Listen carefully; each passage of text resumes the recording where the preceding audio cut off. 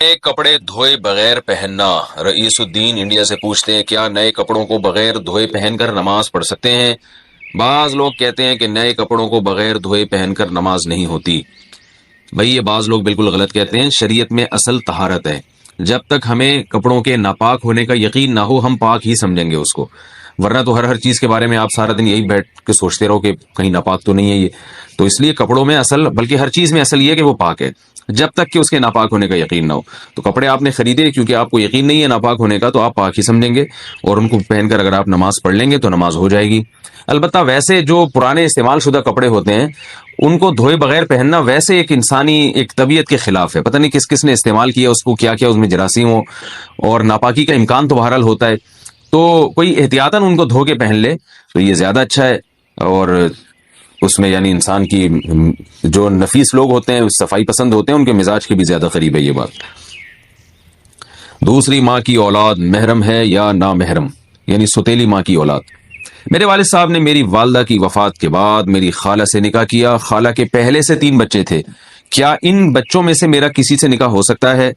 اگر نہیں تو کیا ان کے لیے ان کو مجھ سے پردہ کرنا لازم ہوگا یا نہیں؟ کامران شیخ انڈیا سے پوچھتے ہیں۔ بھائی یہ بچے آپ کے کزن ہیں، آپ کے والد کے تو یہ سوتیلے بچے بن گئے، لیکن آپ کے سوتیلے بہن بھائی نہیں بنے۔ وجہ اس کی ہے کہ ان بچوں کا باپ بھی الگ اور ان بچوں کی ماں بھی الگ۔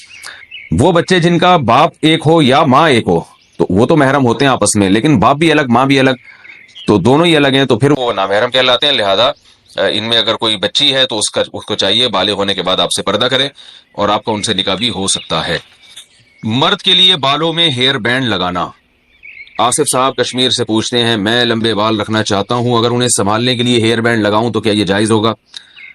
جی، مرد اگر لمبے بال رکھے اور بار بار ان کو سنبھالنا مشکل ہو رہا ہو تو وہ ان کو سنبھالنے کے لیے ہیئر بینڈ لگا سکتے ہیں، پیچھے کی طرف لے جا کے۔ ایسا نہ ہو کہ اوپر چٹیاں بنانا شروع کر دیں، پیچھے جو بال جاتے ہیں ان کو ہیئر بینڈ سے ان کو باندھا جا سکتا ہے، اس میں کوئی حرج نہیں ہے۔ رسول اللہ صلی اللہ علیہ وسلم نے جو ہے نا عورت کو حکم دیا ہے کہ وہ جب بالوں کی چٹیاں بنائے گی تو اگر وہ بال جب گوندے جاتے ہیں نا بہت اچھی طریقے سے، تو غسل جب عورت پہ فرض ہو جائے تو اس کے لیے بال کھولنا ضروری نہیں ہے، بس بالوں کی جڑ میں پانی پہنچانا ضروری ہے۔ اور اس کے تحت فقہا لکھتے ہیں کہ مرد نے اگر بالوں کو گوندا ہوا ہو اور اس کی یعنی گویا کہ ایک طرح سے پیچھے چٹیاں بنائی ہوئی ہو تو مرد کے لیے بال کھول کے غسل کرنا ضروری ہے۔ تو اس سے پتہ چلتا ہے کہ اس زمانے میں مرد بھی بڑے بال رکھتے تھے اور بعض دفعہ سنبھالنے کے لیے ان کو باندھ بھی دیا کرتے تھے۔ تو اس لیے اگر مرد نے بڑے بال رکھے اور کہیں بھاگنے دوڑنے میں مشکل ہو رہی ہے تو وہ ان کو عارضی طور پر ربڑ بینڈ سے یا کسی بھی چیز سے وہ ان کو پیچھے باندھ سکتے ہیں۔ اسپائنر میں کپڑے سکھانے سے کنگھالنے سے کیا پاک ہو جاتے ہیں؟ میری واشنگ مشین آٹومیٹک ہے، اس میں اسپائنر میں کپڑے کنگالتی ہوں، گندے پانی کے بعد صاف پانی بھی کافی دیر آتا ہے، کیا اس سے کپڑے پاک ہو جائیں گے؟ بنت شاہد کراچی سے۔ اگر ایک دفعہ ناپاک کپڑے دھلنے کے بعد ان میں اتنا پانی بہا دیا جائے کہ ایک طرف سے پانی آ رہا ہو اور دوسری طرف سے نکل رہا ہو، کہ اگر آپ یہ سمجھتے ہیں کہ 3 دفعہ ان پانی کو کسی برتن میں ڈبویا جاتا تو اتنا پانی جتنا استعمال ہوتا اتنا پانی بہہ چکا ہے تو وہ کپڑے پاک ہو جائیں گے۔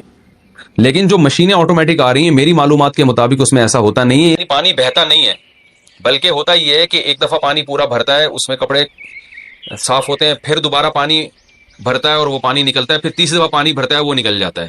تو اس طرح سے کپڑے پاک نہیں ہوتے، کیونکہ اس کی وجہ یہ ہے کہ ابھی کپڑے جب ایک دفعہ جب دھلے ہیں تو کپڑے ناپاک ہوتے ہیں، تو کم سے کم 3 دفعہ ان کو پانی میں کنگھالنا ضروری ہے، تو 3 کے بجائے وہ 2 دفعہ کنگھالے جاتے ہیں۔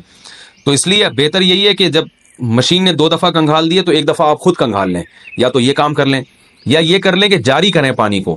جاری کا مطلب پائپ لگائیں، ادھر سے پانی آ رہا ہو اور ادھر سے نکل رہا ہو، تو جب اتنا پانی نکل جائے گا جس میں آپ کو اندازہ ہو کہ کپڑے پاک ہو گئے تو کپڑے انشاءاللہ پاک ہو جائیں گے۔ ناپاک کپڑے کو مشین میں ڈالنے سے پہلے کیا دھونا ضروری ہے؟ مرد حضرات کو جو احتلام ہوتا ہے، اگر وہ کپڑا ہم ڈائریکٹ آٹومیٹک مشین میں ڈال دیں تو کیا وہ کپڑا پاک ہو جائے گا، یا پہلے اس ناپاک کپڑے کو الگ سے دھونا ہوگا پھر مشین میں ڈالنا ہوگا؟ دیکھو آٹومیٹک مشین اگر 3 دفعہ دھو کے پانی نکال دیتی ہے تو پھر تو کپڑا پاک ہو جائے گا، تو اور اگر 3 دفعہ دھونے کے پروسیس سے نہیں گزرتی، یعنی پورا پانی آئے اس میں اچھی طرح دھوئے پانی نکلے، پھر دوبارہ پانی آئے اچھی طرح دھوئے پھر نکلے، پھر تیسری دفعہ پانی آئے اچھی طرح دھوئے پھر نکلے، تو 3 دفعہ اگر یہ پروسیس ہو رہا ہے تو پھر تو کپڑا پاک ہو جائے گا۔ 3 دفعہ یہ عمل نہیں ہو رہا تو پھر کپڑا پاک نہیں ہوگا۔ تو اس کے لیے بہتر یہی ہے کہ مشین نے اگر 1 یا 2 دفعہ یہ عمل کیا تو 1 دفعہ آپ خود کروا دیں مشین سے، مشین تو بٹن دبا دیں گے دوبارہ وہی کام شروع کر دے گی۔ یا پھر آپ مشین میں پانی بھر کے پائپ نکال دیں, وہاں سے پانی نکل جائے گا, تو یہ پروسیس تیسری دفعہ دھونے کا آپ خود کر لیں گے.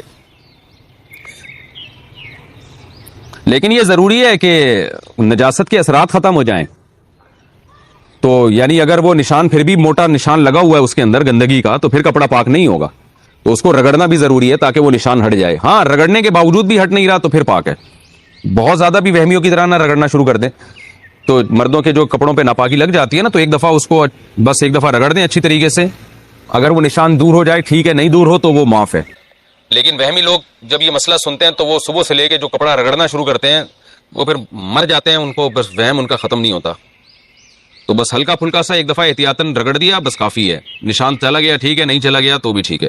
اور اگر بغیر رگڑے ہی نشان چلا گیا تو نور لنا نور. سبحان اللہ. ٹب سے نہائیں تو اس سے کیا ہم وضو کر سکتے ہیں؟ گھر میں باتھ روم میں نہانے کا بڑا ٹب ہے جس میں 180 یا 200 لیٹر پانی آتا ہے. وہ ٹب اگر پانی سے بھرا ہوا ہو تو اس میں ایک دفعہ وضو یا غسل جنابت کرنے کے بعد دوبارہ اسی پانی سے وضو یا غسل کیا جا سکتا ہے. شیرینہ خان: بھائی ٹب میں اگر آپ نے غسل ایسے کیا کہ ٹب کے اندر بیٹھ کے غسل کیا, پھر تو اب نہیں ہو سکتا اس سے کچھ بھی. تو ہاں, اگر ٹب سے ایسے پانی لے کے اپنے اوپر ڈالتے رہے ہیں جیسے مگے سے, جو تمیز سے اسی طرح ہی نہایا جاتا ہے کہ ٹب کے اندر بیٹھ کے نہیں نہایا جاتا, بلکہ ٹب سے پانی لے کے جو ہے وہ اپنے اوپر ڈال رہے ہیں, تو پھر تو اس ٹب سے آپ انہیں غسل بھی کیا, جو پانی بچ جائے وضو بھی کریں یا پہلے وضو کر لیں. ویسے غسل کے بعد وضو کی ضرورت نہیں ہوتی, لیکن سنت غسل یہی ہے کہ پہلے وضو کریں پھر غسل کریں. اور اگر جاری ٹب ہے اس کے اندر بیٹھ گئے اور نلکا کھول کے پانی اس سے نکل کے جا رہا ہے, آپ نہا رہے ہیں اور پانی بہ رہا ہے, تو پھر اس میں غسل بھی جائز ہے اور اسی میں وضو بھی جائز ہے. بالٹی میں کپڑے کیسے پاک کریں؟ بالٹی میں ناپاک کپڑے پاک کرنے کا طریقہ بتا دیں. نیز اگر نجاست معلوم نہ ہو کہ کہاں لگی ہو, نہ نشان ہو, تو کیا حکم ہوگا؟ عرفان شکور دبئی سے. دیکھو, پہلے جہاں نجاست لگی ہے اس جگہ کو دھو کے صاف کریں, اور اگر پتہ ہی نہیں چل رہا تو اندازے سے دھو لیں کہ اس جگہ شاید لگی ہوئی ہو. اندازے سے بھی دھو لیں گے, اللہ قبول کر لے گا انشاءاللہ. باقی یہ کہ بالٹیوں میں پانی, بالٹی میں تو جب کپڑے ڈالے جائیں ان کو اچھی طرح رگڑا جائے, اور پھر کم سے کم 3 دفعہ, جب پہلے یعنی جب تھوڑا صابن نکل گیا نا اس کے بعد کم سے کم 3 دفعہ بالٹی میں کپڑا ڈال کے نیا پانی لے کے نچوڑا جائے. یعنی کپڑے بالٹی میں ڈال دیے, پھر سب کپڑوں کو نچوڑیں, پھر دوبارہ پانی میں ڈال دیں, یعنی بالٹی میں پانی بھرا ہوا نیا پانی, اس میں کپڑے ڈال دیں, پھر پھر کپڑے نکال کے اچھی طرح نچوڑیں, پھر تیسری دفعہ بالٹی کو پانی سے بھریں, اس میں کپڑے ڈال دیں اور پھر اچھی طرح نچوڑیں.